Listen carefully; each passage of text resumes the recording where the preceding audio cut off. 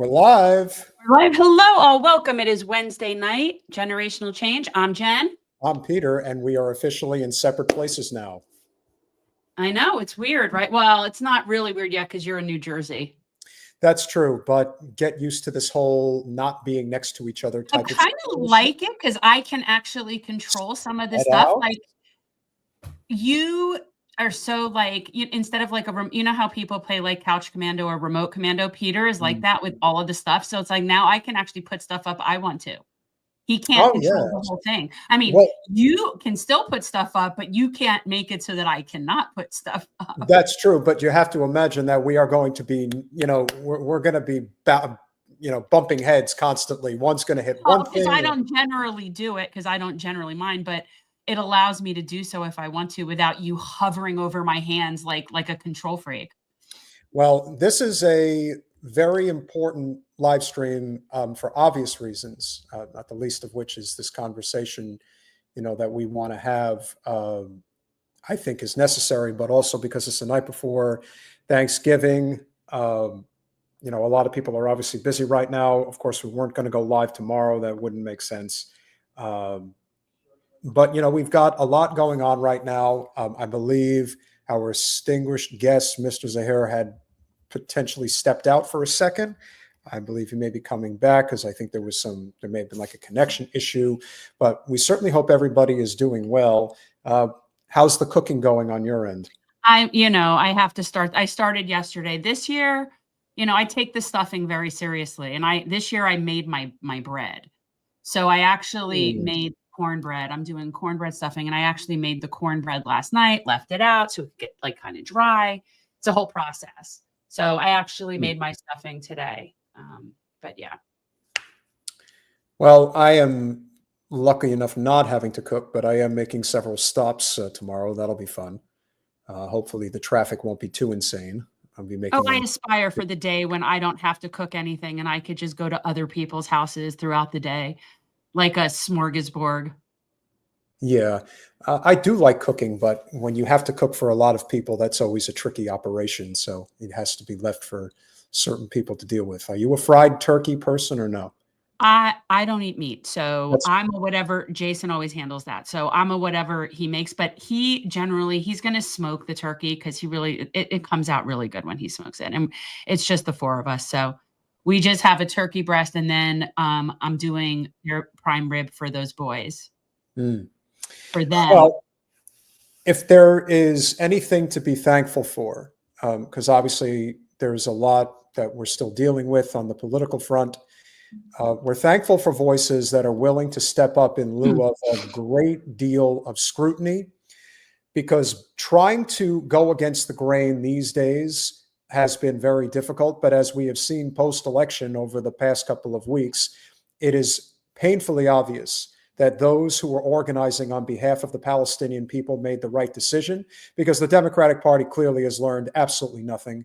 And that shouldn't come as too much of a surprise because of the direction the party's been going in for quite some time.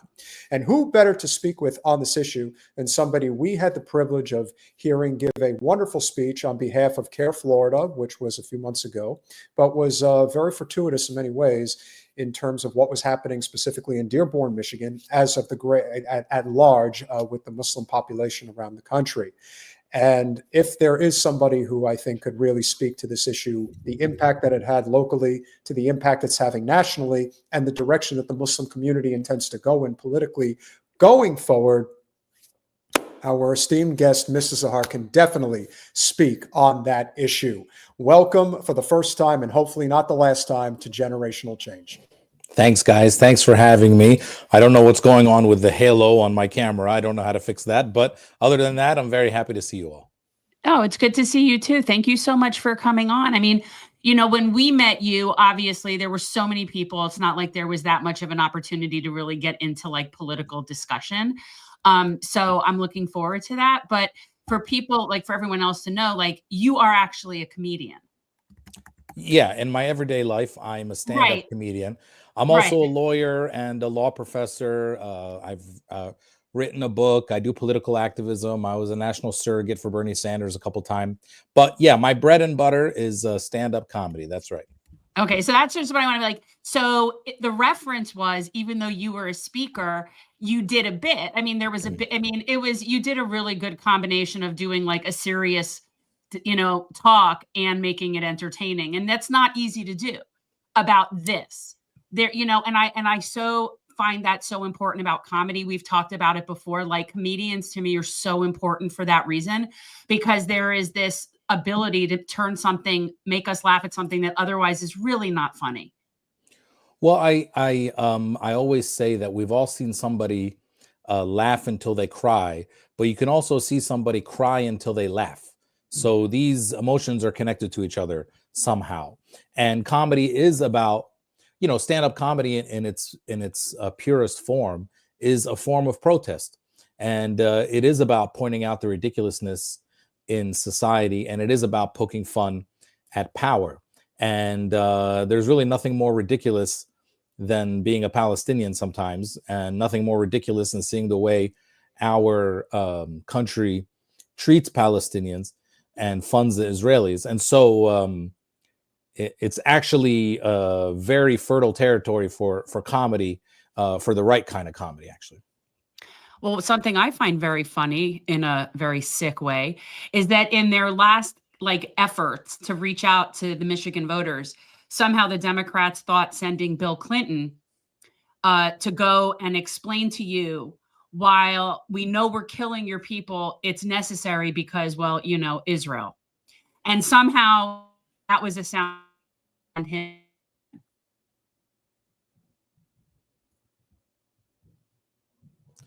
Yeah.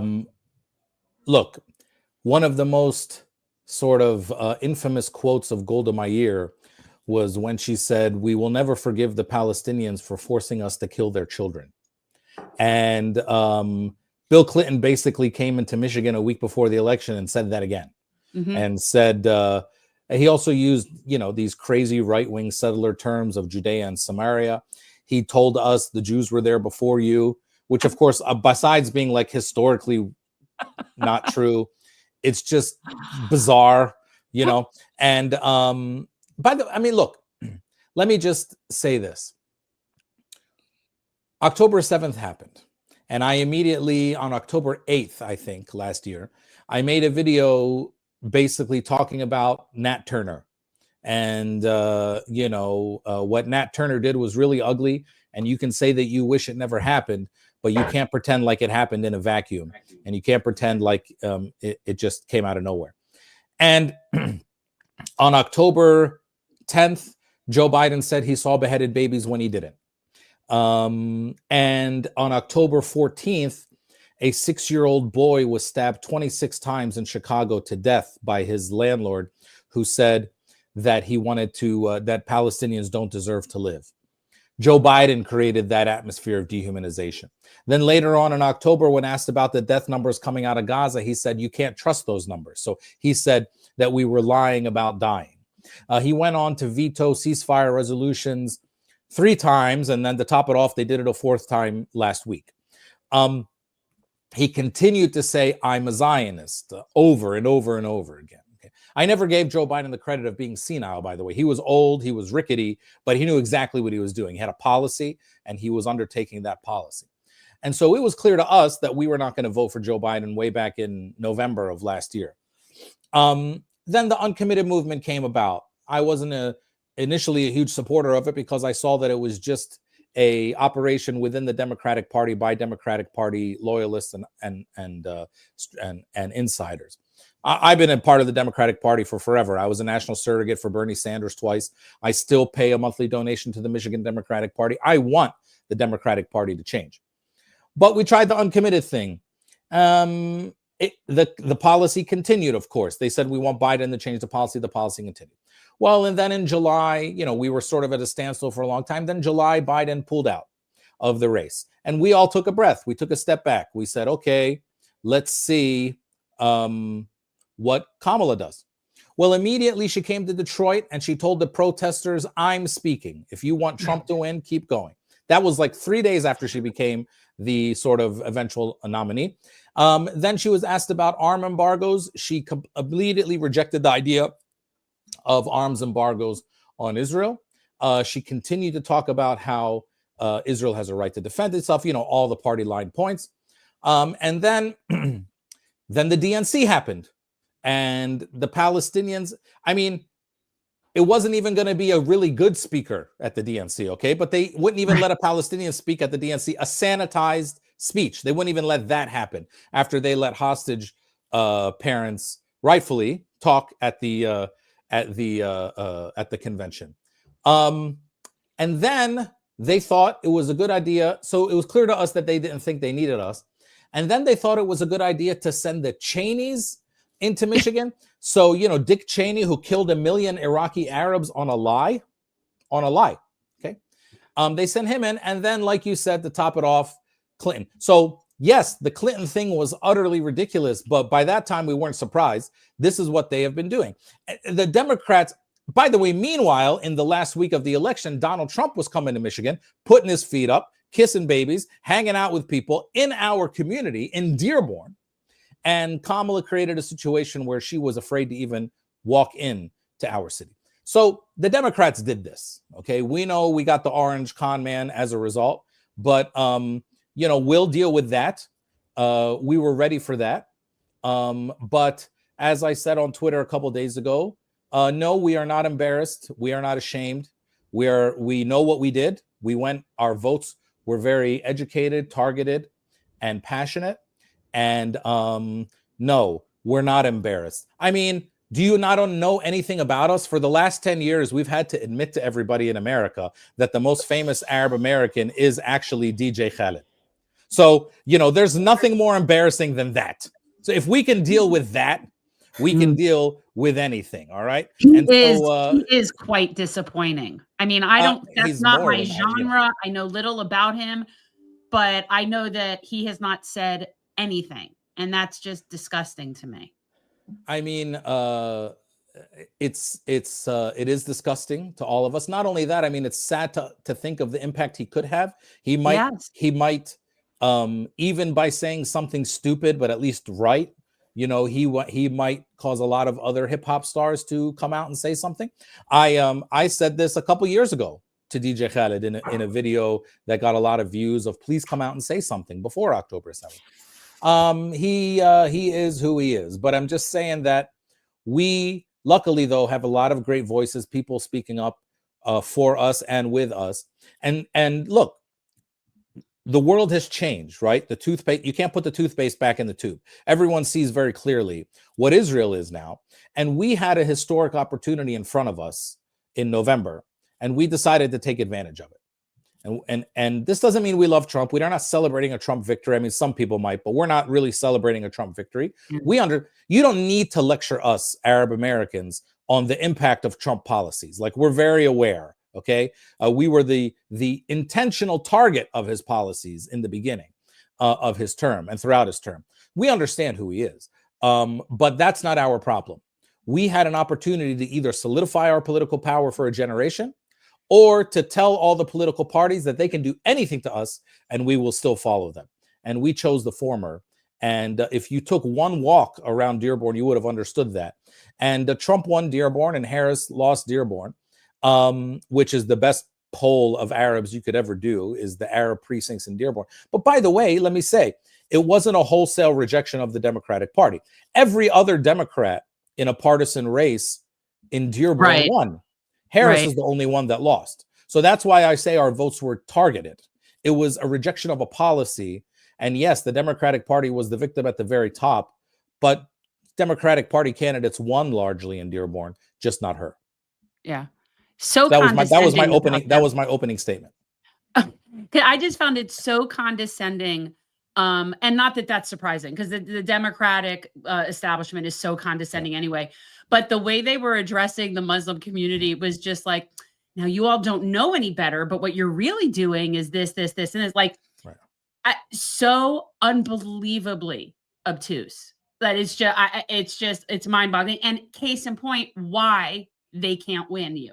Like it's just the level of condescension is just stifling.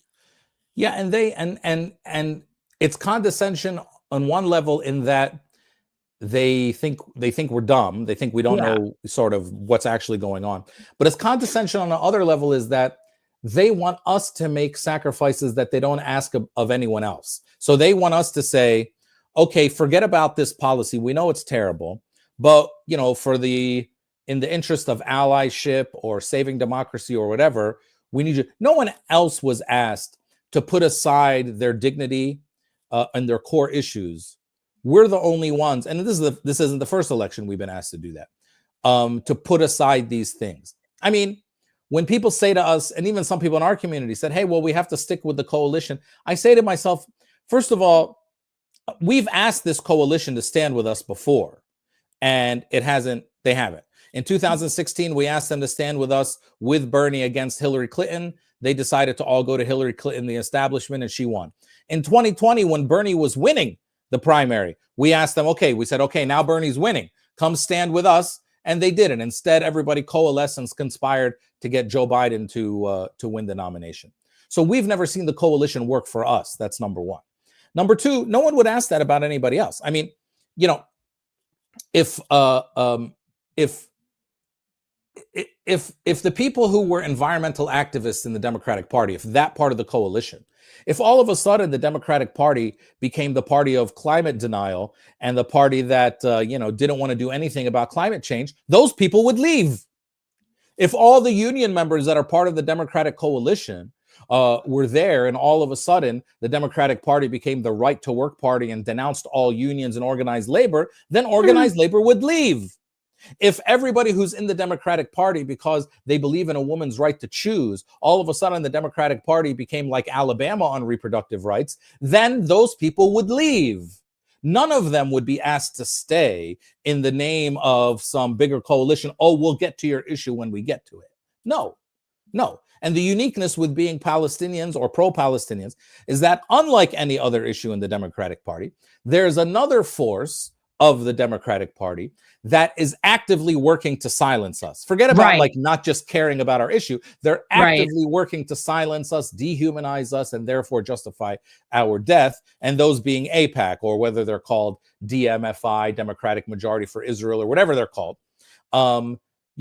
They're in the Democratic Party too. And so I want the Democratic Party to become the anti-apartheid, anti-Israel, anti-Zionism, anti-occupation party. But we all came to the conclusion that there's no way that would happen if they won the presidency, because then you're telling them that this recipe works. They need to learn that this recipe doesn't work. So when everybody gets over their feelings, our first meeting as activists will be with the Democratic Party, not with the Republicans. We understand there's no real place with the Republicans. I mean, Trump showed that. All of a sudden, he's nominating Rubio and Mike. Are we allowed to curse on this show? Oh, yeah. Mike freaking Huckabee. Well, he would never curse. Mike freaking Huckabee on to the ambassador of Israel. I mean, look, as far as I'm concerned, let Trump appoint all the crazies. Let Israel be totally exposed fully and once and for all, continuously, for what it is. When Trump was elected in 2016 and Netanyahu was prime minister then too, I said back then, Trump and Netanyahu together, they might liberate Palestine by accident and just, let Israel be as crazy as it wants to be. Sometimes the addict needs to hit rock bottom, before Exactly. But can you imagine if Kamala Harris won the presidency and now you had an ideologically committed Zionist president? By the way, Trump is not ideologically committed. He doesn't even know what Zionism is. If you said it to him, the guy's never read a book. Anything? No. Yeah, no. Never read a book in his life. No. So, can you imagine if there was an ideologically committed Zionist president who believed deeply in American imperialism and war, who was also the first female president and Black and Indian? We would not be able to say anything. And for 8 years. And you'd have potentially 8 years of that. If Trump said on October 10th, here's the difference between Trump and Biden. See, Biden came in as the liberal, as the compassionate, as the grandfather, as the person who's been through suffering. When Biden said he saw beheaded babies on October 10th, 2023, the media believed him. If Trump said he saw beheaded babies, nobody would believe him.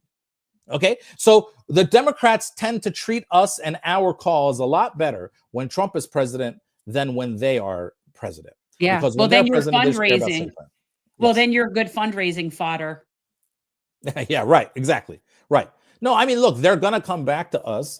And now we have the capital unlike any time before. And it's up to us to decide how to spend it. But we've said very clearly, our blood is not cheap. The blood of our children is not cheap. We will not simply roll over so that you can maintain power. It's just not going to work like that anymore.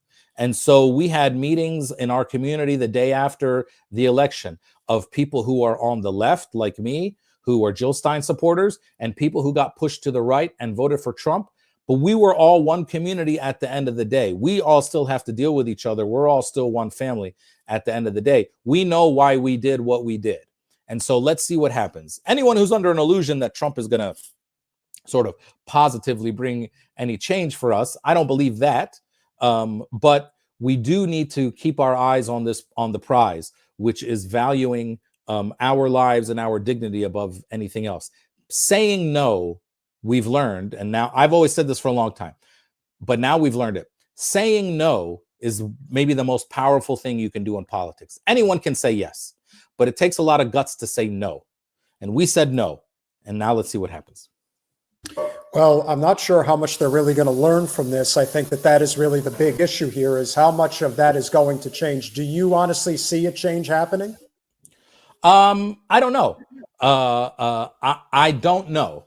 We'll know in the next couple years of who tends to take the leadership of the Democratic Party. If it is people like, and again, these aren't like ideal people, but if it is people like Ro Khanna or Sherrod Brown, or, you know, people who are more progressive on the economic issues like organized labor and environment, and the people who are progressive on Palestine tend to be part of that coalition, the sort of loosely termed like the Bernie coalition, then maybe there's an opening. Now, if they go back to, you know, if all of a sudden, you know, Hakeem Jeffries becomes the poster boy of the Democratic Party and he's going to be the next nominee for president, then we have a problem. And so, but we'll sit it out again. I mean, we learned our power, and if we have to do that again, we'll do it again. But I'm not optimistic. I just know this. I know if they would have won, there's absolutely no way they would have changed. So maybe if there was a way they were going to change, they had to lose. I agree, but I just want to throw this out because I'd heard, and I don't know if this is credible, the name Rahm Emanuel being tossed around to be chair of the DNC. And I'm thinking, oh yeah, nothing will win over the Arab community more than Rahm Emanuel. His father was in the Irgun. Yeah, no, his father is a terrorist. And Rahm Emanuel Right. did some stints with the IDF. So it's like, that's crazy. And so like that would, to me, if they do that, that is an FU to you guys, hands down. Like I cannot, like that's saying we have no need to discuss anything with you guys any further. You know, actually, terrorist was kind of too nice of a word for his dad. His dad was an ethnic cleanser, genocidal maniac, part of the genesis of Israel, for lack of a better term. By the way, isn't it amazing that they're talking about Rahm Emanuel? Rahm Emanuel, who was basically run out of the mayorship of Chicago because of his mishandling of schools and of contracts and organized labor. Covering up shooting.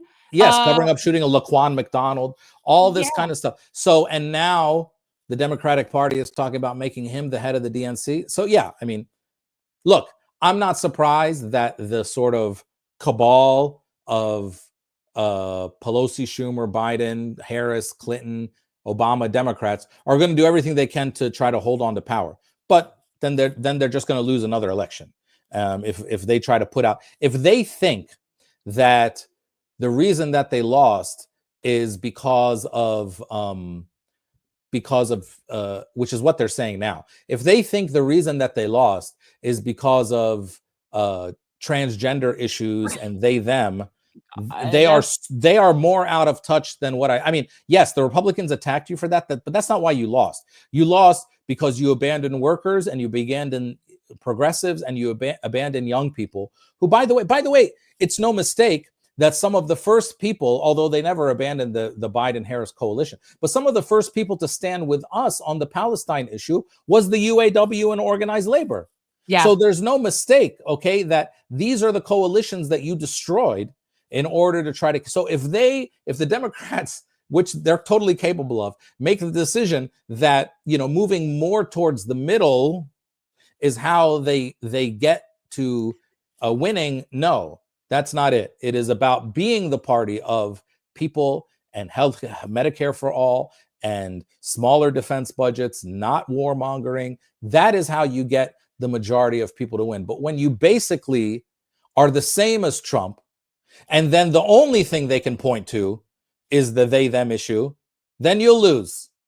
But you're the one who let them do that. You're the one who let them point to that one issue instead of pointing at you and saying, these are the ones that want to end all the wars and lower the defense budget. Yeah, most people are okay with that. These are the people that want to give everyone a health care. Yeah, most people are okay with that. Instead, they're just like, I always tell people that the Democrats and Republicans are kind of like Pepsi and Coke. Like you might be a Coke person or a Pepsi person, but if you walk into TGI Fridays and you say to them, can I get a Coke? And they say, well, all we have is Pepsi. 90% of the time you say, okay, fine. Yeah, right. Just give it to me. Just give it to me because you just want like a fizzy drink that kind of tastes like what you like. And so you're willing to settle. But that's not a recipe for making Coke or Pepsi improve. If they both know that they are each other's second choice all the time, then what do they care? Didn't you see Schumer walked into I think Schumer and Trump had there was a picture of them smiling the other day. And these guys are all just part of the same power circle. They're friends. They're all friends. They're all friends. They're all part of the same country clubs and the same bullshit that happens all the time. And one of the key points that we wanted to bring up tonight with you is this. I mean, look, there's a lot of people who coast off of one victory, one substantial victory. And David Poloff, much like David Axelrod, were two of the key figures in Obama's coalition that won back in 2008. And they've basically been cruising on that for quite some time. And so they decided to do their own little mea culpa on those Pod Save America guys podcasts the other day. I don't take anything that they do with even a grain of salt. I think it's just one big corporate circle jerk in the Beltway. But what he had to say regarding the loss of the election was very telling, and why we are probably in universal agreement, at least in terms of the federal Democratic Party, that they're pretty much willing to become a minority party in this country to protect their corporate special interests. So here's what Mr. Poloff had to say. This stuff with Cheney and Republicans suppressed turnout among the base. Just talk a little about why you decided to do the stuff with Cheney and whether you saw any blowback at all in your data. Well, first of all, like any organization, that's got the resources in the private sector, or in this case in politics, you make as many decisions as you can based on data by the marketplace. Okay. So, turnout was up in Milwaukee. It was down a little bit in Philadelphia and Detroit.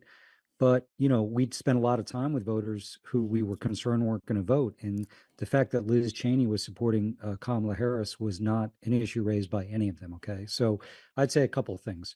We were in a challenging political environment where to get to 50% of the vote in enough states to win 270 electoral votes, we needed some percentage of Republicans. But I think what people forget is it's more the independents who act like Republicans, where issues of democracy, of how unhinged he is, Project 2025 mattered to them, even to some conservative Democrats. Also, when you're being attacked as being a crazy out of touch California liberal, when you have generals and former Republican elected officials saying I'm for Kamala Harris, that helps rebut that. In many respects, that'll be more effective than what she would say herself. Pluff, there was a sort of a debate outside of your campaign that the primary and most important thing to do was to educate voters about Kamala Harris, and that voters sort of knew all they needed to know about Trump. I take it you guys disagreed with that analysis and you felt a need to at least knock his numbers down a little bit. Is that right? Of course. I mean, that is nonsense. So first of all, back to where the question you were talking to Stephanie about. Kamala Harris started this race, if I recall, with favorable 33 to 35. She ended it at 48. She actually ended the election with a higher approval rating than Donald Trump. I'm not sure someone's won the presidency with a lower approval rating. So I think as people got to know her, they liked her. I think our approval rating now post-election is north of 50. That was really hard work. And I will say that, think about if Kamala Harris had come out of a process that was traditional, running in and winning a primary, so maybe become the nominee March or April. You spend a month, 6 weeks on your biography. You keep coming back to it. You define the Trump first term. You raise the stakes of what a Trump second term would be like. You have like a month just to run paid advertising on things like housing and your tax cut. So this is where there was a price to be paid for the short campaign. And you can't even say 107 days, because to Quentin's point, some of that was spent shoring up the Democratic nomination. It's always worth reminding people, it's really hard for Democrats to win battleground states. Okay. Let's look at Pennsylvania. 25% of the electorate is liberal, roughly. 34% is conservative. By the way, in most battleground states, that conservative number is over 40. So in every battleground state, there's more conservative than liberals. So in Pennsylvania, if experts are to believe, Trump won conservatives 91.8, Harris won liberals 93.6. Moderates, Harris won 56.43, but you kind of got to win 60% of them, right? So, for Democrats to win battleground states, to Quentin and Jen's point, it is a false choice. You want to maximize your base, of course. And that was a place where we spent enormous time, a lot of resources. That's critical. And obviously, I think in Milwaukee, just to use that as an example, we hit our turnout targets, fell a little bit short in Philly and Detroit. So that's not good. That's part of the equation. You've got to couple that with dominating in the middle, not just winning it a little. We have to dominate the moderate vote. We don't even need to listen to any more of this bullshit. That is the prime example why Democrats are gonna just evaporate. We have to dominate the middle. We have to dominate but what he's really saying is we need to continue to try to get as many suburban Republicans into our party as possible. That's their strategy. Not, maybe a living wage and single payer healthcare might actually be what changes things. No, because that would involve you not having any relevance in the political arena. And for people that are paid as handsomely as these, jack in the boxes are, then it's not surprising that they're going to continue to double and triple down on this. We have to stay the course. We were so close. And then in 2028, when we nominate Gavin Newsom and Gretchen Whitmer, this is what you can expect more of the same of. At least that's the message I'm getting from them. Well, what I heard was there's a very good chance that Kamala Harris will be the nominee again. Okay, that's what I heard. Yeah. Because he was basically tooting her horn. We just didn't have enough time, he said. Okay, that's number one. Number two is he's also lying. So if you looked at the turnout numbers, turnout in Michigan was actually higher in 2024 than it was in 2020. So there was not a turnout problem. Okay, there was an issues problem. There was a candidate problem, but they refused to believe, and Bernie showed it to them, but they refused to believe that campaigning on these issues, actually, that's what gets you more Trump-like voters. I can't tell you how many times in 2016 I was on the trails for Bernie, and how many people I came across that were at Bernie rallies in the primary. And I would say to them, why are you with Bernie? And they would tell me all the reasons. And if you ask them if you weren't with Bernie, who would you be with? And they all said Trump. Trump was their second guy because he, like Bernie, has this like anti the system type image. Now with Trump, it's a lie. With Bernie, it's not. But that was what was bringing people this sort of new, fresh voice. Okay.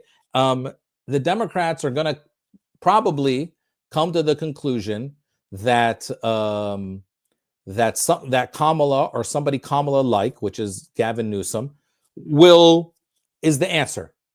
And this whole win the middle thing is, first of all, it sidelines non-white voters. Okay, I mean this is their way of saying, look, please, we need all you people of color to line up and get with us, because we need to really spend our resources on getting these like middle of the road white voters. That's the key to winning.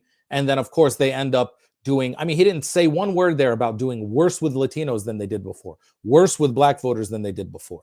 And of course, he's not going to talk about the swing voters in places like Michigan, not just Michigan. We have big populations in Pennsylvania and Georgia as well. And so if they want to keep putting their head in the sand, that's fine. This is going to happen to them again. And J.D. Vance will win the presidency in 2028. And if that's what they want, that's what they're going to get. I agree. Why do you think corporate media has been so deliberate in not even attempting to address the impact of the Muslim vote in the 3 primary swing states? Yes, they've definitely been downplaying that when they spent months fighting it, knowing it was very real, and now it's like it didn't happen. Not only that, Muslim and Arab vote, because not all Arabs are Muslim and not all Muslims are Arab. So we always say Muslim and Arab. And we Venn diagram. But it's funny because the media, even the traditional media, CNN, NBC, CBS, ABC, they all descended on Dearborn from the presidential primary all the way up until the presidential election. They descended on us. They wanted to know because we were the story, right? What are the Arab voters going to do? What are the Arab voters going to do? And then, of course, when they lost, I guess the margin was too big for them to blame us. I guess if she would have lost by like 20 or 30,000 votes here, then maybe they would have said we did it. Right. The truth is our numbers are a lot bigger than anyone knows because we've been classified as white for 100 years in America. Ironic. Isn't that ironic? Right? Well, it's not that I guess ironic is one way of looking at it. This is what I teach at a law school. The reason we're classified as white actually is because white people tried to steal Jesus from us, and I'll explain. So, I get that. Yes, Jesus is a Palestinian. He was a brown Palestinian who fought against occupation and tyranny. By the way, blasphemy. Yes, but in America, you had to be the naturalization laws of America from 1790 when they were first written. Said that a legal requirement for citizenship was that you had to be white. So whiteness was a legal requirement for American citizenship from 1790 all the way until 1952. Okay. And so when Arabs first started coming about 120 years ago, and they were all largely Christian at that time, because as I tell people, of course, we have Arab Christians, Jesus, again, one of us. So there was a Lebanese guy came to California. And he actually got citizenship. Then they stripped it away from him after they found out he was Lebanese. And he got in front of the judge, and the judge said to him, "Why should we let you stay? And, why are you white?" And this Lebanese guy stood up in front of this judge and he said, "Well, I'm from where Jesus is from. So if you say that I'm not white, then you're saying Jesus is not white." And that white judge said, "Amen.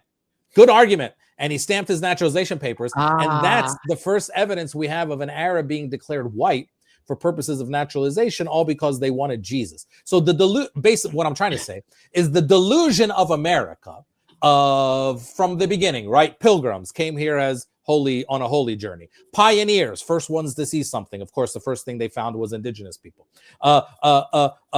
Every myth that we've told ourselves, right? All the way up to being the protectors of Christianity has pushed us into these crazy, ridiculous results where Arabs became white because white people wanted Jesus. They made everyone from Morocco to Iraq white so they could have Jesus. They made Osama bin Laden and Saddam Hussein white so they could have Jesus. And so we end up with this craziness. And so nobody knows really how many Arabs there are in Michigan, but I can tell you there's a lot. And if you walked in the streets, you knew very clearly that there was no way. Here's the clearest thing. Let me tell you what happened on election day. Tens of thousands of Arabs walked into their voting booths on election day in Michigan, and they voted for Rashida and Trump on the same ballot. Okay? Rashida, who became famous in 2016 for getting kicked out of a Trump rally in Detroit, who, when she got inaugurated in 2019, said, "We're going to impeach the motherfucker." That person was on the same ballot as Trump, and tens of thousands of Arabs voted for both of them. Okay? How did that happen? Well, a genocide is how that happened. Okay, a genocide supported and cheerleaded and funded by the Democrats is how that happened. That's why our votes were targeted. Rashida did very well in Dearborn. We didn't abandon her. We abandoned the top of the ticket. This is what they're still not willing to deal with. So maybe when they get over this, like arguing about how they didn't work hard enough to get the white people in the middle, maybe they'll start thinking about the issues and getting to us. But am I surprised that we're last on the menu? You know, we're getting picked last at the basketball pickup game when they're talking about what are the reasons? No, I'm not surprised. But, and by the way, if you look at Rashida, because Rashida had a campaign because she was running for the House, it wasn't really she didn't have a challenger or anything. Yeah. But Rashida, who's been very anti-Trump, she did not do that this time around. She did not walk around our community saying, yeah, I know Harris is a really bad choice, but we have to do everything we can to avoid Trump. Right. She didn't say that. She didn't say that. She said, I'm not endorsing Harris. And she didn't say one word about Trump because she knew many of her constituents were going to go vote for Trump and vote for her. So that was the situation we were in. Until the Democrats come to terms with that, they're going to continue to lose states like Michigan. Well, apparently, as crazy as this sounds, and somebody in the chat did mention it, they did already release a poll, and it was put up on Fox News, that the leading contender to be the Democratic nominee for president in 2028 is this woman. Yeah. Just have to remind you, don't you ever let anybody take your power from you. Good. You have the same power that you did before November 5th. And you have the same purpose that you did. And you have the same ability to engage and inspire. So don't ever let anybody or any circumstance take your power from you. She looks drunk. She looks drunk. I was going to let you speak, Jen. That was, I didn't want to assume anything. I mean, I thought she looked like she was definitely on something. Now, here's a person who apparently has been in Hawaii ever since the day after the election and comes back and basically decides to make a quick statement in front of the camera with what might as well have been a glass of wine in her hand while she was saying it. I don't even know what the hell the point of that message was, but why do you think it is that they're already doing a poll for 2028 and she's not just ahead, she's ahead with like 45% of, because she's the only one people know at this point? There's that. Yeah, I mean, yes, of course, there's the name recognition. It's kind of ironic in the beginning when she said, don't let anyone take your power away from you, when that's exactly what we Arabs and Muslims decided to do in Michigan this time around. But look, they have, it's clear that they've decided that we were only just a little off. You know, we were only just a little bit off. It was really just about getting 3 or 4 more % of those white suburban voters in the middle. And they can continue to think like that if they want. But I've done the studies. I've read the studies. The Census Bureau says that by 2042, white people will become a minority in America. In 1970, white people were 80% of America. Today, they're about 57% of America. And the numbers, so the brownification of America is on, and there's nothing you can do about it. And yet they are still saying that they're fighting over white voters in the middle. If they do that, they're going to lose much bigger numbers on the edges, or much bigger numbers to the Republicans. And now look, the Republicans probably won't do as well next time around. Trump is a force. He's a personality. You know, it'll be more wide open, I imagine. You know, Vance is kind of an amateur when it comes to that kind of stuff. So we'll see. But if the Democrats think, and that's clear what they think with that video, this weird sort of life coach video thing she just made, that it's really just about, you know, we were just a little off in the middle. Everything else was okay. If that's the way they want to think, that's fine. But we're not going to forget how we made history this time around. And if we have to do it again, we'll do it again. I just want them to go away. So I'm glad they're doing this, because they're imploding. That, I mean, let them keep doing that, because people are leaving, and that's what needs to happen. That they need to become irrelevant. Yeah. Last question before you go, my friend. Yes, sir. Obviously, the Green Party is not a force, but a lot of people want out of the two-party duopoly. What do you say to those that are done with both the Democrats and the Republicans? Well, I mean, again, it is clear, right, that this system is not working. And so eventually it will implode upon itself.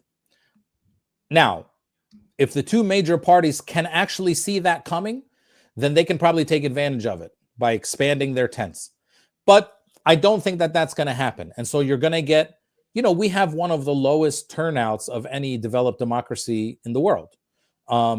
We vote for one day on a Tuesday. I mean, it's really silly. Okay. The whole system is set up so that it's kind of just makes it a little bit more difficult to vote. And so I'm not surprised that they're going down this route, but you're going to see more voter apathy. You're going to see more people not getting involved. And even though I'm highly critical of this system, the last thing I want is for people to become less electorally involved. I've voted in everything since I was 18 years. I just ran for school board in Dearborn, Michigan, and I won. So I mean, I believe in voting. I believe in getting involved electorally. But if the parties push us away from it, they're going to just see that we keep going to the polls and keep leaving certain things blank, and then they're going to blame us and blame us and blame us, and that's okay. And by the way, they have talked about us, just not about us in our power. They talk about us by blaming us. And the first to blame us were other people of color, unfortunately. But eventually everyone will understand that there is something called dignity. And there is something called not believing that your blood is cheap. And we stood up for ourselves. We took advantage of this historic opportunity. And we are proud of that. And we will deal with the fallout. But we learned how to say no. And nothing is more powerful than that. What do you hope to accomplish as the next member of the school board in Dearborn, Michigan?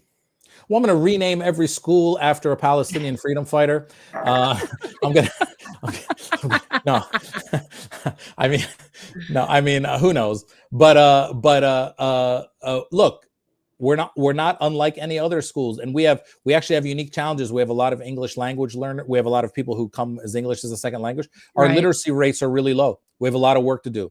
I'm even seeing it in my law school with my students who have been through public schools and now in law school, their literacy is alarmingly bad.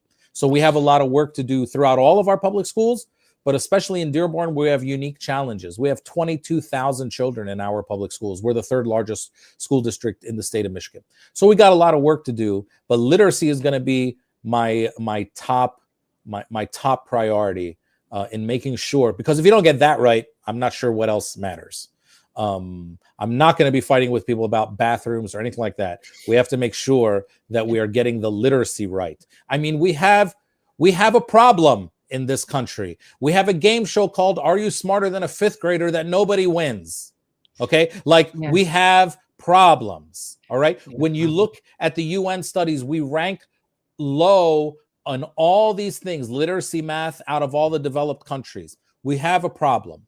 We have a problem. We have a dumbness problem. And so, we elect George W. Bush twice and we elect Donald Trump twice. Okay? This is who we are. Like this notion that these are like anomalies. No, not at all. This is who we are. And so we have a lot of work to do. I mean, do you know, are you smarter than a fifth grader? You go on, you answer a question from the first grade, second grade, third grade, fourth grade. If you answer all the questions correct from the fifth grade, you win $1 million. And nobody wins. Okay. Let me tell you something. Let me tell you a statistic before I leave. Okay. There have been 150 episodes of Are You Smarter Than a Fifth Grader? 2 winners. Wow. 2. Okay. That's just under 1%, which, by the way, you wouldn't know if you were on Are You Smarter Than a Fifth Grader? Okay. But anyway, so do you know they who might pick dumber people, though. They also pick who they pick to go on. Like, they're not necessarily picking people from the Mensa meeting. Well, only 2 people won. You know who those 2 people are? One of them was the superintendent of all the schools in Georgia. So she already knows the questions that are on the show. And the other one was a Nobel Prize winner in physics. These were the only 2 Americans capable of winning, I guess. Are You Smarter Than a Fifth Grader? And they clap when they lose. And we celebrate this dumbness. And then we think intelligence is so extraordinary that we give it so much money. You know, I always judge every society by their game shows. Have you ever watched like a Japanese or German game show? It's people doing really stupid stuff. But also challenging shit. It's like adult Double Dare, right? They're like walking through Jello or throwing eggs at each other. Right. Because A game show should be like an escape from reality. You're doing serious math and science every day, so you want to do like some childish stuff when you're watching our games. But what are our game shows? Our game shows are say a letter and then try and spell a word, or answer really hard questions. Our escape from reality is intelligence. We think knowledge is so amazing that you have some knowledge. We think it's so extraordinary that you should win a game show. Do you know who wins Are You Smarter Than a Fifth Grader in Korea? Anybody. That's why they don't have it there, okay? In America, if you're smarter than a fifth grader, you get $1 million. In Germany, if you're smarter than a fifth grader, you go to the 6th grade. That's it. There's no prize, all right? But this is who we are, and we have a lot of stuff to do. So that's what I want to try to do when I'm on school board. I would like to make the game show Are You Smarter Than a Fifth Grader completely obsolete and unnecessary in our society. That's a good goal. Yeah, you've been a fantastic guest. Guys, make sure you check the link in the description below for Amer's work, which is fantastic to say the least. Really great stuff. I just had to come on and It's Amer. Well, at least I didn't say Amer. That's good. Thanks. And I can only say, and I think I can speak for Jen on this, there's no amount of words that we can say to lessen the blow of what has happened to your people. We just hope that Look at my shirt, though. Look how cool. Yeah. Oh, I love it. Yeah. Isn't that neat? Love it. Love it. Yeah. We just want to play a small role in helping spread the word so that more and more people can become aware of just how devastating this is. And like you said, maybe the silver lining of Trump is that all of a sudden there is going to be a contingent of voters or just members of the general population who will now all of a sudden care about Palestinian children being massacred, because if it happens on Trump's watch, now it's a problem. So the sooner we can end this, the better. And we hope you stay in the fight. And obviously, best of luck on the school board, and hope to speak to you again real soon. I'm really sweet on your mayor. I'm very sweet on your mayor. I'm just putting that out there. He's married with kids, but that doesn't matter. That doesn't matter. I'm just looking. Yeah, but listen, what we've learned is that we're all in this together, and Palestine is for everybody. Yes. And let me say to you guys how I always end either talks or whatever, and I might have done it in Florida when you guys were there, but I know that we all love each other and support each other, but I don't think we tell each other enough. So I want the both of you to know that I'm happy to see you. I'm proud of you. I love you. Thank you. Keep going forward. It's working, and let's keep going. Thank you so much, Amer. It was so good to see you again. All right. Have a good happy night. Thanksgiving, brother. Thank you so much. Bye-bye. Bye-bye. Well, that was a fantastic conversation. Definitely one of our best, I will say. Because it was I'm seeing somebody in the chat asking if the mayor endorsed Trump. I don't think he did. I don't think he did. I don't think he did. I don't think he, like that wouldn't be in character, but I could be wrong, and it wouldn't matter anyway. I still like him. I just do. And I think what you and I do is the definition of journalism. I don't know. I think what Jordan does is the definition of journalism. Yes. I mean, you and I are not out there following up on stories and you would definitely say that. But you would definitely say that we're the media. We are a form of media. No, we're media. We're content creators, and we curate information based on what we think is important and based on the message we want to put out. We use our platform to curate a variety of information, but we rely on journalists. Yeah. That's why we have them come on. I mean, because unless you're really doing the work, you're not. Then we're talking heads, but Well, Colin, do you have the name of this talking head who decided to make a statement regarding what the real media is? Wait, who did that? We didn't talk about this. What is this? You'll see. We're going to pull it up in a second. Do you have his name? Colin, I can't hear you if you're talking. You're muted. Shoot. Hello, I can hear you now. Can you hear me now? Yes. Okay, sorry, apologies. It is the Axios CEO who accepted. The Axios CEO. Axios CEO. Do you have his name? Okay. Well, Jim Vandehei. Jim Vandehei, Jen. So Jim Vandehei just won. That's a very unfortunate last name for someone who we're not going to like. Well, so 'Cause I Jim would love to have Vandehei, the last name Vandehei. well, That Jim would be like Vandehei, the best. well, apparently he won some award. But real quick before we pull the clip, Sajid Nasir, great to see you. I am Muslim, non-white, but can we also stop the demonizing white people? There is good and bad in every. Hey, Hey, you never you're hear us looking- do it. You're looking at two of the whitest, pastiest people that talk about this. I mean, I can get color really. if I try. Yeah. No, I've known you for 5 years. You've gone from various shades of white to white. Okay. Well, I guess I'll just have We to. don't mean to demonize white people, but the truth is, right now with the American empire, we are living in a very white supremacist situation that is oppressing so many people. So while I do not hate white people, I hate the white supremacy. So if it were reversed and it was black supremacy, I wouldn't necessarily hate black people, but I wouldn't like that supremacy, right? Like, so I don't think we're hating on individuals as much as we're hating on an ethos and a system that is oppressive. How is that for an explanation? Happy birthday, Adam. Thank you for spending it with us. And a happy Thanksgiving as well to all of you guys.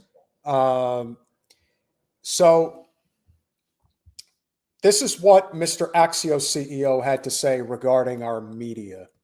Matters. Everything we do is under fire. Elon Musk sits on Twitter every day, or X today, saying like, we are the media, you are the media. My message to Elon Musk is bullshit. You're not the media. You having... Listen, we're no Elon fans, but he is a lot more media than you will ever be, Mr. Axios CEO. Well, he's conflating media with investigative reporter or journalist. And that's just a stupid conflation, because you can be media, but that doesn't mean you're a good source. It doesn't mean you're objective. It doesn't mean, it could be a lot of things. And every content creator, everybody with a platform, everybody with a YouTube channel, we're media. We are on media. So that's media. So this guy's just dumb in saying that. But to the people in the very insulated National Press Club in Washington, D.C., they want to feel more important than the average person in media, because these are all, Harvard, Yale, Princeton types that live in DC and New York. There really is this, we are the people, again, like the old Wasserman Schultz trope.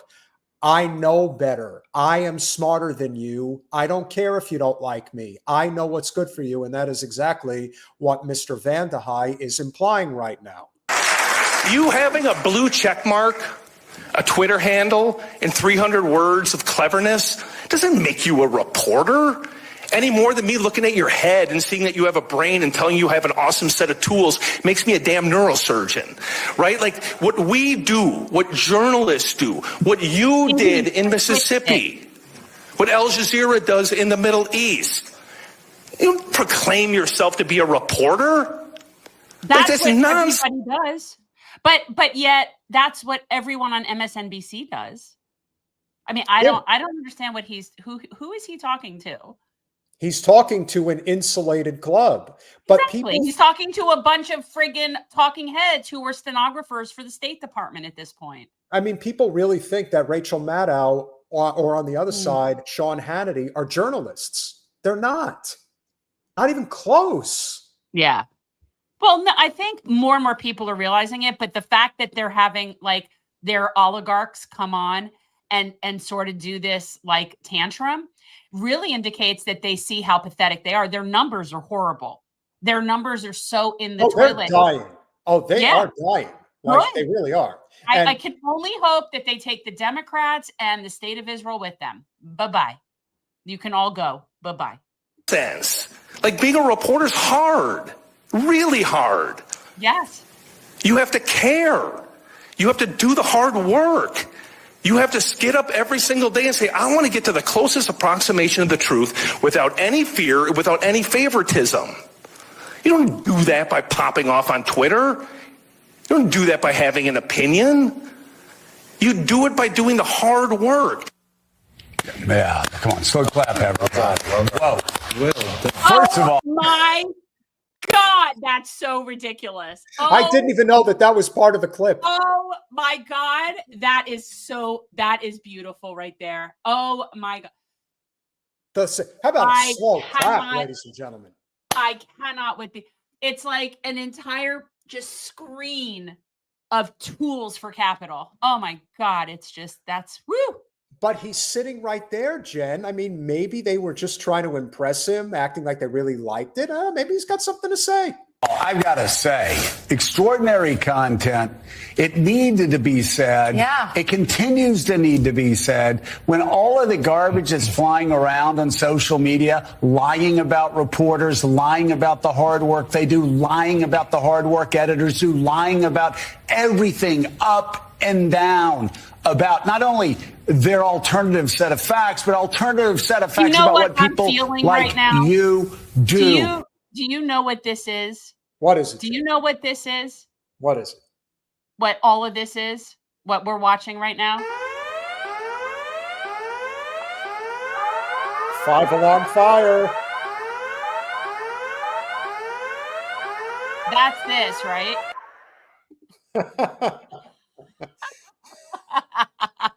Oh, let's hear that slow clap again. Oh, what a great commentary. Honestly, like Joe and Mika to me are like the biggest sycophantic bootlickers ever. Well, my understanding is that their combined salary is $16 million a year. God. You think you are they going to tell me they're working people too, like Whoopi? Well, you think he wouldn't kiss a little ass or lick a little boot if that allowed you to stay in the good graces of those that pay those fat salaries like that? Oh my God. It's just so grotesque. It's not even remotely. It's just so blatant. Do they actually, do you really think that they believe that what they're doing is noble, that there's actually any value to what they're bringing to the table? Or do you think that they secretly know that they're narcissists, like they really have like that fake it till you make it personality? Well, the fact that they're all like clapping it, like they are an echo chamber. That is very much sort of like things like the Oscars and those where it's like little echo chambers of self-congratulatory. It's like circle jerk, right? Like these people, they're so proud of themselves. They think they're just all that in a bag of chips. Yeah. I think but honestly, I think at this point, they don't know what to do. I think that they're just going to try to grasp at as many straws as they can. But what they're going to find is that, continuing to not address the real issue here and why people hate corporate media. I know that Carlin would say that it's one big club, but the truth is it's a small club and you're not invited. And that's why people fight so hard to stay in it. When everything's going well, you think it can last forever. And then a significant moment happens and everything changes. But one thing that we definitely need to address tonight, which I think is critical, is what happened earlier today with Senator Ed Markey, who we would both say is probably one of the better senators in the relatively speaking. Okay, let's be very clear. We have a very low bar, yes. But Senator Markey had a very poignant statement to make today about why he is voting no to confirm RFK Jr. as the next DHS secretary, which, if you ask me, his response is exactly why this system is broken beyond repair. They deserve more than an administration that will peddle in lies and misinformation, who are anti-science, and whose bottom line is only the bottom line. Mr. Kennedy and I do agree on one thing. We have work to do in our healthcare system. Too many Americans are drowning in medical debt. Too many Americans skip or ration their medication because they cannot afford it. They don't go to a doctor because they know it will cost too much. The paperwork is too complicated, or the wait times are too long. Healthy, nutritious foods that can keep people fed are too expensive or hard to find. Emergency rooms are filled with the consequences of the opioid epidemic and mental health crises. And people here in Massachusetts, they know that we've let corporate greed infect our healthcare system, shutting down hospitals, hurting patients, and driving healthcare workers out of their jobs. He's 100% correct on what he just said, and yet he's going to vote no on confirmation for RFK. Why in the flying F would he do that, Jen? Because it's not about reason, it's about tribalism. And that's what it is. And I don't know Markey's, who he gets his money from. And regardless of if he's a decent senator, again, low bar. So who's paying him? He might not take big pharma money, but that doesn't mean he's not taking other corporate cash. Well, Phil, you are making quite a bold statement, and we would have to know there you go. If that is true. To my knowledge, I don't know that, but it's not hard to find out. It's easy to look up. You just have to go and look at Open Secrets. So if he's saying it and you've actually looked, look, I have no reason to doubt that. Why would you doubt that? No, I'm not saying that it isn't true. But anybody who's taking money from insurance industry or big pharma, big ag, any of those, they're never going to support somebody like RFK in that position. That's interesting. Yeah. You know what MDMA is, right? MDMA? He doesn't know what MDMA is. It's ecstasy. Well, I think people should be able to do whatever they think is best in terms of dealing with things like PTSD. I think people should be able to do whatever the hell they want with themselves because, yes. Yeah. But and Jessica's I actually right. have a friend from college that did her PhD, her dissertation at Oregon Health Sciences University. She is a neuropharmacologist. And she is someone that I did quite a lot of drugs with back in college.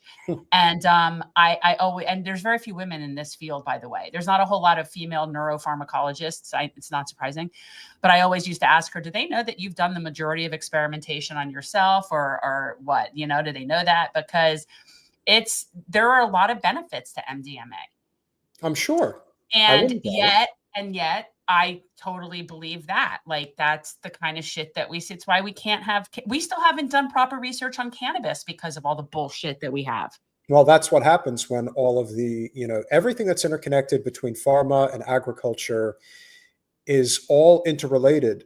And that's why you have a fentanyl crisis. You have, again, everything is all about what makes the most money for the pharmaceutical industry. Because Portugal is right about the drugs. Yeah. Portugal has it right about the decriminalizing drugs. It isn't so much about legalizing all drugs. It's about decriminalizing drugs. Well, think about the impact that RFK has had already. Just the fact that people are talking so consistently about, hey, do you bother to check the label of the food that you eat? Do you know what you're putting into your body? But here's the thing, even if you do, let's say you do you know how few our options are in this country for most people? Well, that is part of the problem. You could be aware. You could be very aware. You could read the ingredients and you could be standing in a store where all the ingredients around you are modified. And this is also even now Whole Foods, thanks to Jeff Bezos, Whole Foods, which used to not sell like a whole list of products that were not good products. Now they have them in everything. Everything at Whole Foods now has like modified ingredients. Well, think of it this way. Everything related to how Bezos has run his operation since it finally got to scale many, many years ago is to basically have people working on a clock like ants 24/7 that can't even take a piss or a shit break if they need to. You have to literally do your business in your pants if they are on deadlines, especially right now, guys. Think about how crazy things are going to be with Amazon in just 48 hours because Black Friday is one of those days of the year where these people are treated worse than slaves. They are basically put under fire in ways that words can't describe. And what are their options? Well, most of the time, it's whatever they can grab that can just be opened and eaten. And those are the types of items that typically have the worst things to put in your body. But this is one of those things where I know I look at the holistic, like big concept of it. And it really comes down to how we live in this complete work as much as you possibly can to keep your head above water. We don't have a social safety net. We don't have paid leave. We don't have long vacation times. We are a country that is all about working as much as humanly possible. And so when you're like that, everything's about convenience and easy. And the truth is everything is packaged and sold in that manner. And other countries, it isn't as much like that. Other countries, they have a much different work-life balance in general. So it makes sense that not every single thing is about convenience and being able to eat your dinner in less than 60 seconds. Exactly. And this has been going on for a long time. And we're seeing so many different health effects that people are dealing with today, not just as the food that they eat, but it's kind of like we talked about, the detriment of things like technology, putting yourself in harm's way constantly because you can't get off of social media. You're constantly stressing yourself out about things that you can't control or are not really relevant to a given circumstance. And the idea that you're going to play politics with such a significant issue, Senator Markey, that you know that RFK is right about. Listen, you can argue with him about his position in terms of where things stand regarding vaccines. You could argue with him about Israel. But you know what? He's 100% right about our food, and he's 100% right about private equity destroying our ability to own housing in this country. And so they won't do that, though, because that's nuance. You're expecting people that have no nuance to be able to say, well, I can agree with somebody on this, but disagree with them on that, and still think they're good in this position. They're not capable of that. And he was probably given very specific marching orders from the party infrastructure as to how this is going to go. Especially because I don't know where he gets his money. And I don't know who the chief rainmaker is amongst the Democrats in the Senate. But whoever their biggest rainmaker is who's keeping everybody in line. Well, I think that what it'll come down to is, are there any senators that are in, because remember, it's Massachusetts. Massachusetts is as blue a state as we have in this country. Doesn't matter anymore. Doesn't matter anymore. What I think does matter is who are the potential Democratic senators that might defect and confirm RFK. If they somehow get every Democrat in line against RFK, I don't think that's going to, you see, that's the thing. This country is becoming more and more independent every single day. And RFK is one of those nominees. It's one thing if it was somebody like Rubio or Pat Bondi, and you look at them and think, well, you would expect the Democrats to defer. But RFK is one of the few really solid nominees that Trump has, and he absolutely helped him win. Now, of course, part of it is a fuck you because he defected from the Democrats. And I was saying this, I was saying this. I said, I think RFK is going to have an impact on this election that nobody's talking about. I think he's going to be able to get a certain percentage of the vote shares in certain states, and that's going to have an effect on the outcome. And whether that can be proven statistically or not is yet to be determined. But I do think that this is a really big deal. I'm concerned for his safety. And I also would like to point out, which I didn't bring up when Amer was here, but this idea that we can look at all these cabinet appointments, none of them are going to make it past a year. None of them. And again, which one goes first? That's hopefully it's Rubio. It's not going to be Rubio. Probably not. It's not going to be Rubio. I think it's going to be Vivek. Maybe. Well, it'll be interesting to see how it ultimately unfolds. We can do one more story if you'd like. What's Biden's spite picket? What is that? Well, that's the John Morgan one that I had mentioned. Oh, God. No. And I just hate giving attention to more oligarchs. The understanding, we don't have to technically cover it. I mean, the whole understanding is that Biden's FU to Obama was to basically, and remember, John Morgan was a huge supporter of Biden, like a huge supporter, big financial bundler for Biden. For those of you who don't know, John Morgan is the huge personal injury attorney in the Morgan and Morgan. Size matters. Yeah, that's him. So he's based out of Orlando, and he puts ads up all over the state. Like, there is no way to miss him. He spends millions of dollars a year in advertising. And you know what? It works. His firm is exceptionally powerful, and he's very politically influential. He was actually somebody, he's very monopolistic when it comes to cannabis. Now, he wants cannabis legal, but he clearly wants to run it here like the mafia of cannabis. Yeah, that's part of the reason why a lot of people voted against Amendment 3, because it basically was going to become a monopolized I have commodity. to concern myself with anything that he's a supporter of. If he supports something, I can assure you it's for him. Of course. No, he's definitely very, very, very ego-driven. No two ways about it. But ultimately, I think that there are going to be some hard lessons learned. When they say that the Democratic Party would potentially change, or if there's anything that's going to happen with the corporate special interest money, I am not thoroughly convinced that anything is going to change. But as we've often said, and this is why it comes full circle. Wait, what's the USPS thing? Well, that's what I was talking about. Oh, okay. Okay. So, as you know, tomorrow is the biggest holiday of the year in the United States. Thanksgiving is, well, let me rephrase. I think Christmas, no? No, Thanksgiving is the most celebrated holiday in the United States. It's also the oldest holiday in the United States. Not a lot of people know that. You mean like national, official national holiday? Yeah. The first national holiday in American history was Thanksgiving. And so, you know that Ben Franklin wanted the turkey to be our national bird.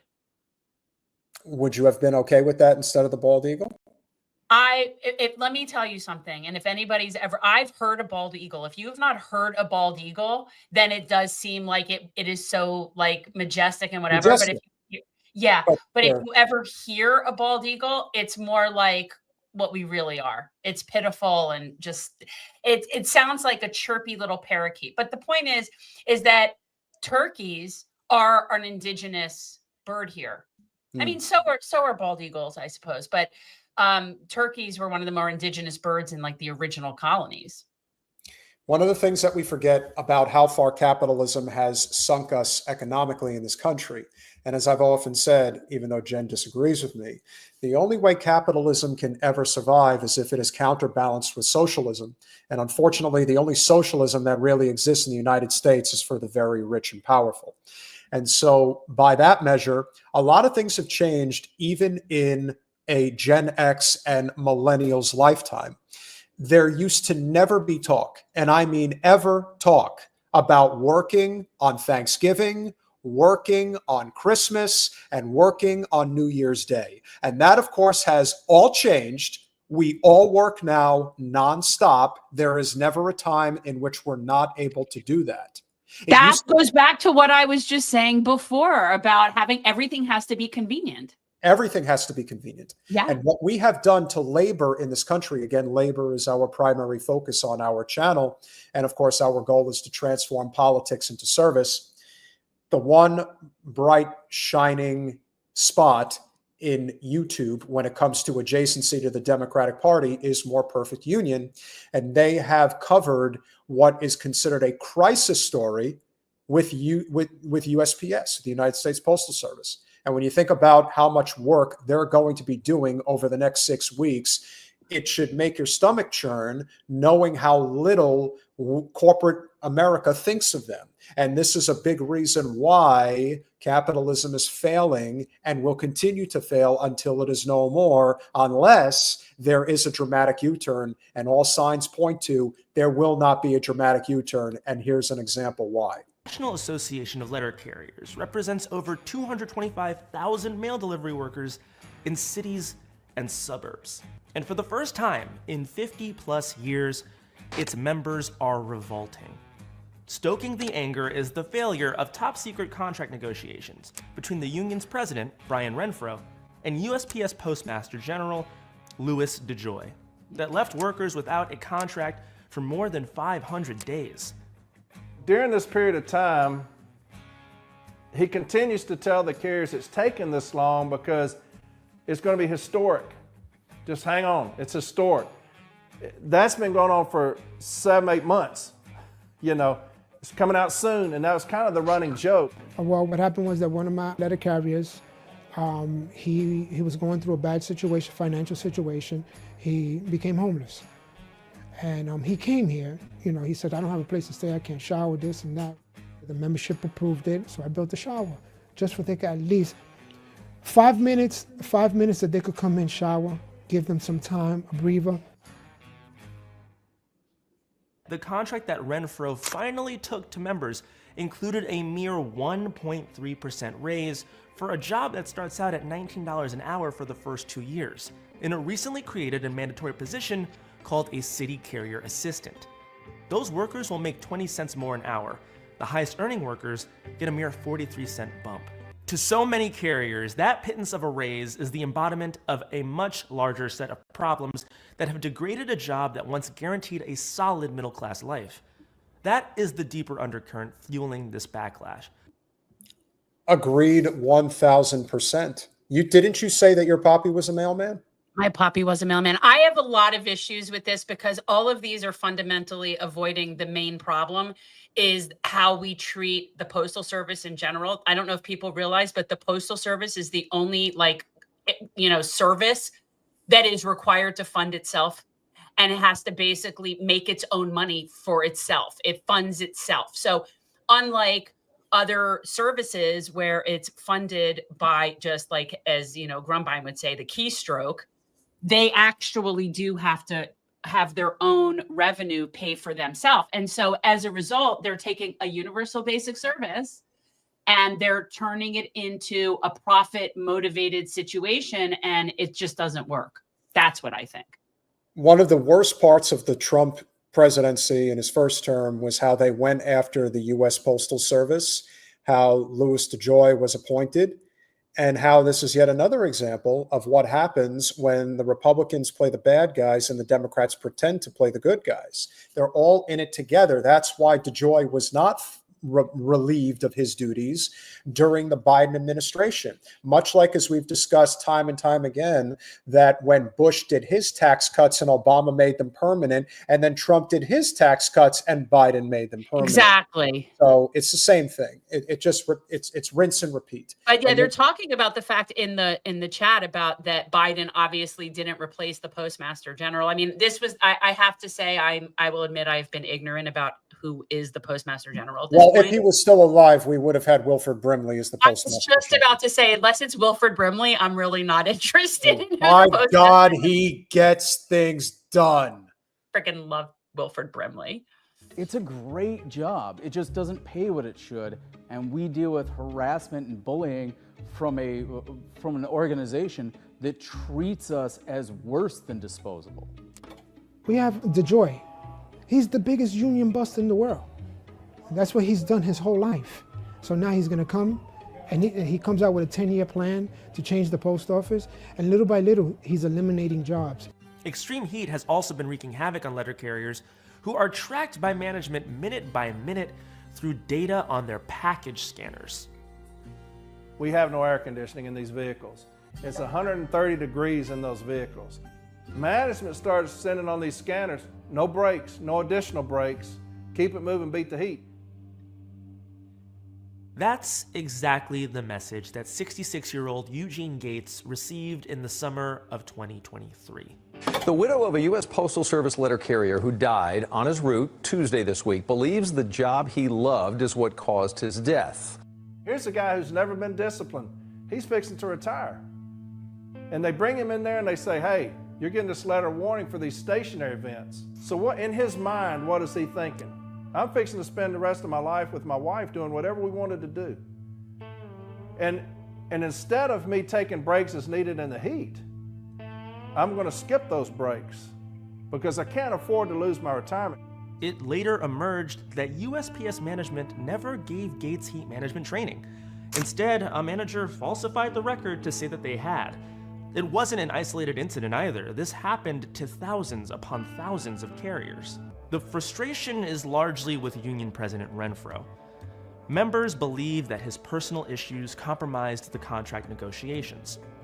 Early on during talks, Renfro all but disappeared for more than a month, offering no updates and setting a tone for what was to come. I'm Brian Renfro, president of the National Association of Letter Carriers. 465 days ago, I made a decision to begin receiving treatment and start the road to recovery from the disease of alcoholism. Addiction is an intense disease, and I have great respect for someone that wants to take care of themselves, but not when you have 277,000 employees waiting for you to do your job. You don't just ghost everybody for 30, 40 days, not put anyone else in charge, and then come back and throw yourself back into it again. From the information that we received, he admitted that he was the one that did all of the negotiation by himself without the executive council. At the rap session that I attended, he informed her that the post office didn't offer nothing, and he was the one that made the offers. Another great episode of More Perfect from More Perfect Union. Yep. And this is what ends up happening. It is the only, as we said, the improvements of the NLRB can be directly attributed to the work that More Perfect Union does, and why Lena Khan is the one truly positive. But you can argue Supreme Court Justice Jackson as well. But truthfully, Lena Khan has been that one bright, shining spot. And there was talk today, we'll see if it actually happens or not, but there is talk of potentially having Lena Khan go on Joe Rogan before Trump is officially inaugurated. There are a lot of people, including Elon Musk, who want Lena Khan out of her job. And what are we supposed to expect? Of course they do. Of course they do. Yeah. And to me, I believe that when you look at what has happened with a lot of unions and why they have failed, when you have stories like Renfro basically going behind the union's back to negotiate what ultimately was probably very corporate favorable terms with DeJoy, this is how these things collapse. Where is that stick-to-itiveness?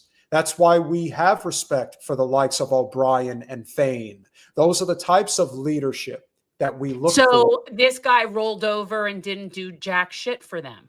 Correct. So there's other unions that have that problem. You know, I I would agree. argue the teachers union is pretty suck. You know, there's definitely unions that do not really fight for their people. To say that we fight, I mean, listen, your papi was a mailman. My father's father was a mailman.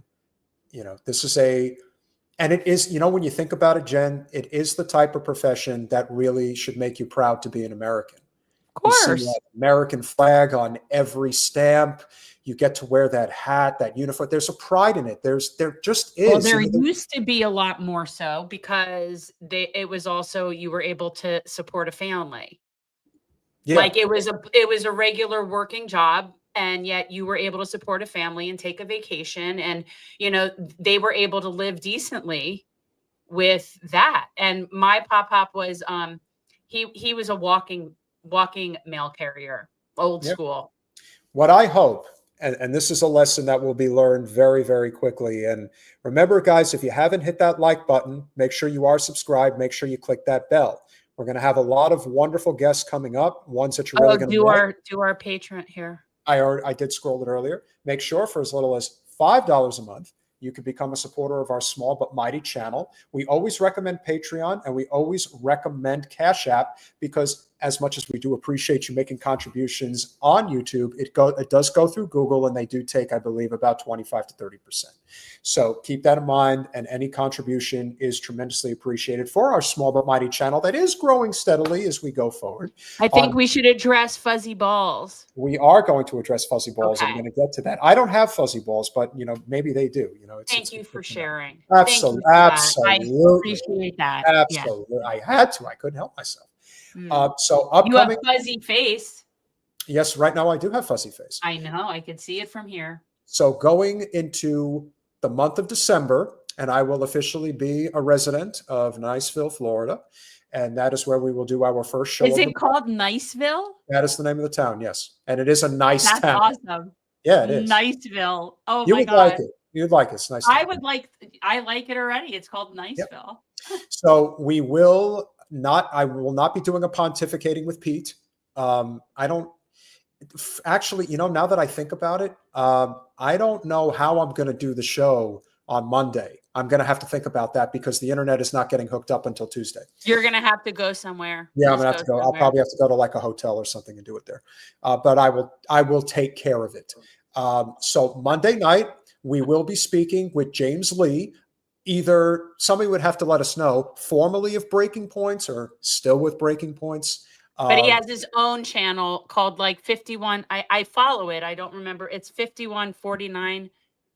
Yes, Sid, that is where Gates is the congressman, and there is a congressional special election primary that is taking place in March. And yes, I will be involved in that, and maybe we'll have one or two of the congressional candidates on the show for an interview.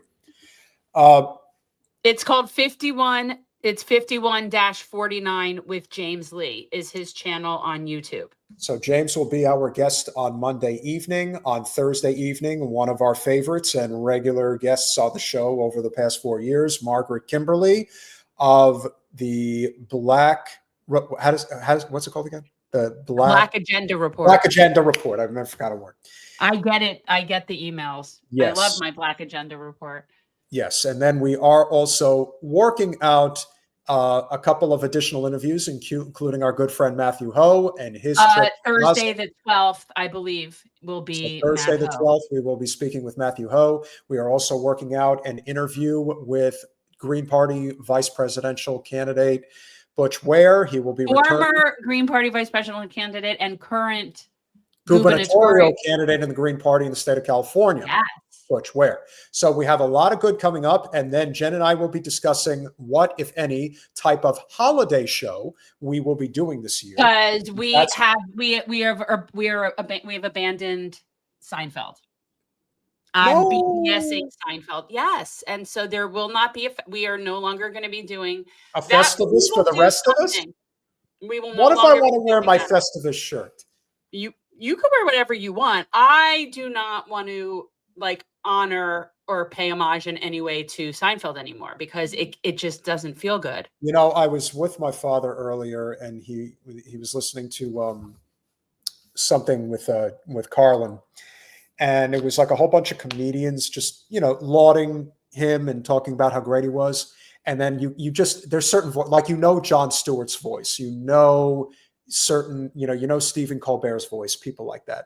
And when Seinfeld started talking, I was like, man, he really is a fucking asshole. Like, I could just tell he's such a pompous ass. And it doesn't surprise me in any way that he turned out to be the person that he turned out to be. And I think he was always that.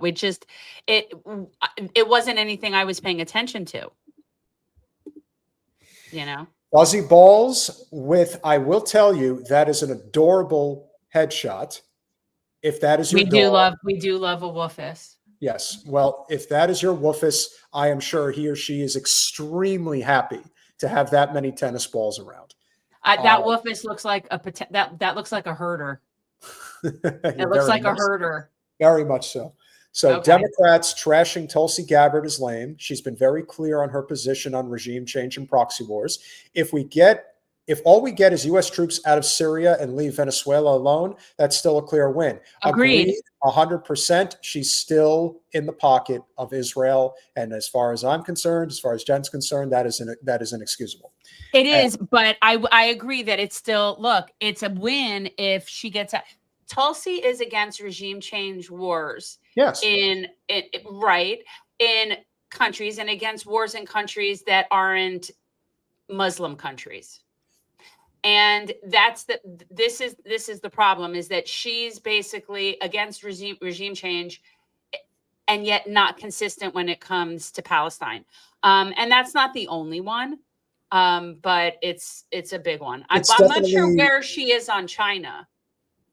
I mean, I don't know. I would have to look it up. I don't remember her exact position pertaining to China as anything other than, they're not an ally like everybody else claims when they're in the I mean, look, I'll take decrease in oppression and aggression for any reason, right? So if her influence is that, first of all, I don't know that she's going to get confirmed. I'm not sure that she's going to get confirmed, but let's say she does. and let's say it does lead to us finally getting the hell out of Syria and leaving Venezuela alone, I do consider that a win. One of the things that is going to be very interesting to see, and remember, guys, everything is hindsight right now because a lot can change over the next 6 weeks, 7 weeks, excuse me. It really is a time gap between the election and when the president-elect takes office, and so a lot can change over the next 7 weeks, depending on if I'm doing my math right. Is it 7? Yeah, it's 7.5 weeks. So it's 7 weeks on Monday. Trump is inaugurated on Martin Luther King Day, ironically. Here's the only thing with this, the only problem with that. All of his appointees are Zionists. So that it's not like anybody else he appoints to that position will also be a Zionist. But I have a feeling that she might be a problem to be confirmed. I'm just saying. I think, and I don't personally have an issue with her. More than any other. Same thing Phil said. Same exactly. And if he had ever been right on Israel, then I would have been supporting him. I would. Yeah. No, he was supporting him a long time ago. Yeah, he would have been a real force for president if he came out for Free Palestine. He would have been a real force. And he would have been alone, Jen. That's the thing. He would have had money and he would have been alone. He would have been in a lane that no one could touch because Trump wasn't going to shift on it and neither was Harris. And he would have caused a real shitstorm. But there's always reasons for things that most of these people, it's like Trump really, his favorite thing in life to do is fire people. So, the idea that any of these people will be around really long term, it's just not likely. With that said, we are extremely appreciative of everybody who came on this evening. Tomorrow, again, is Thanksgiving. We are obviously very thankful for all. Thank you, Chip. And Chip, thank you so much. Regardless of her good points, Tulsi as DNI will get rolled over by the neocons who have deep, deep control of foreign policy. I don't know if I agree with that, Chip. I think that Tulsi has made enemies in many different locations based on her speaking truth to power. So she has pissed off and different other reasons. So I do think that that's a very strong possibility because the neocons they don't distinguish regime change wars from just, anything else. So they don't like her. So I get that. The deep state is not going to love that. No, I also think that the libertarian infiltration is very real. I think the likes of Dave Smith in particular, pay attention to those who are in the Trump coalition that are speaking up or the ones who are getting in line. There's this guy, James Lindsay, who is trying to start shit with Dave. So we're trying to listen as a favor to us, and we'll see if it comes to fruition, Jen. But Angela McArdle has already said, if you want Dave Smith on the podcast, CC me on the email and let him know that you're a friend. I'm like, okay. So I would obviously love to have that. Dave Would be Smith cool, on. Of course. Yeah. I mean, look, I'd love to get RFK on. Yeah. But again, because I honestly, if he would get right on Israel, he would be like much more of a complete package. But yeah. And this is also true, as Phil is pointing out. She's beloved by the people who hate the Clintons' foreign policies. So I do think that there is a shift happening here. It will be very interesting how it continues to develop. But remember, I could go either way with her. Like, that's one of those things I can see. I mean, that's one of those that could go either way. Yes. Whereas like Rubio's a no-brainer. Yes. And as we've said time and again, Thanksgiving is what we make of it. We're not here to, go crazy about its origins and what it really meant in the beginning. What it means today is it's supposed to be a holiday where you are able to get together with friends and family, reminisce about what's good, what can be better, despite the bullshit that MSNBC spews about how you should punish your family if they voted for Trump. No, what makes our country great is that we can't have differences of opinion. I think the things that unite us all together, things like the complete corporate corruption of special interests taking over our government is something that I think everybody agrees on pretty much, as far as I can tell. The only people who speak out against those types of changes are the Joy Reids and the Rachel Maddows and the rest of that political sphere that make their living on us hating each other. Yeah. Well, there you go. At least that's being honest. Okay, so funny enough, I actually really like Thanksgiving. Yes. But that is funny. I appreciate you, me want tacos. And I get it. I get the Thanksgiving. Like Thanksgiving in and of itself as the historic, all of that means, that doesn't mean anything to me. I just have my memories and I like autumn and I like the smells and I like the foods from Thanksgiving. I don't eat meat, but I like all the sides. Like I love pumpkin. I love sweet potato. Like yeah. So for me, it's really, it has nothing to do with any nostalgia or of like historical context. It's just, I just like it because I like it. And also my boy's coming home any minute. He'll be here any minute. So I'm very excited. Well, my baby's coming home. Well, a happy Thanksgiving to you and the family. A happy Thanksgiving to all of you guys. Enjoy the stuffing, enjoy the turkey, enjoy the cream spinach, probably my favorite. Enjoy the cranberry sauce, not my thing. Enjoy the company. And even though we're not in the best of times right now, let us remind ourselves that we can have good times. But we can have good times, but you know what is difficult, and I will, in all seriousness, it's like, yeah, you could say, like, talk to your family who voted for whoever they voted for, but it's really difficult for me right now in these times to be around people that are supporting genocide. So this isn't one of those agree to disagree things that normally I would say with family, like, you got to let it go. You got to agree to disagree. Like, I cannot be around people that are with that. I think that is a completely different issue. That's a lot of people dealing with that this Thanksgiving. What I'm saying is that I think it's a completely different issue than people who voted for Trump. That is not something you will ever hear on corporate media, to not be around family members who support Israel's genocide.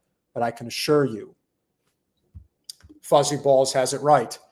NATO is a huge part of this.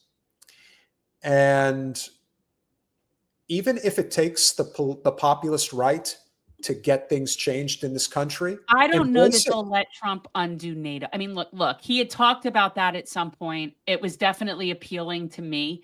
But that's one of those things, like, he talked big about getting out of this war and that war. And then, of course, the person behind him taps on his shoulder and is like, no, Mr. President, we're not going to do that. And then he changes his whole story. So, I mean, NATO needs to go away.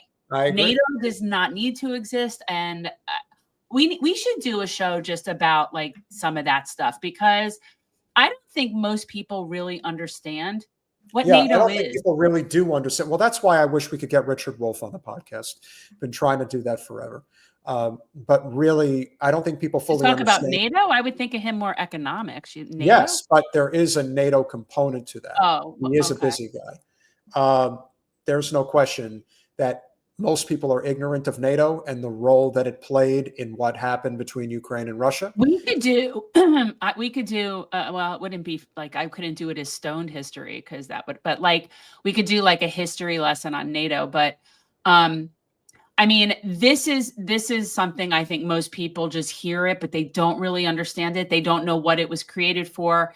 And I think if more people knew what it was created for, they would understand why it is completely unnecessary now. Today, of course. Listen, I equate it the same way that I equate it. And thank you again, Fuzzy Balls. The United States is the star with BRICS is the rebel alliance. And I don't know that I think BRICS is the rebel alliance. I think that all of us that are part of the rebellion against empire are part of that. But I have always used Star Wars to explain American empire to my kids.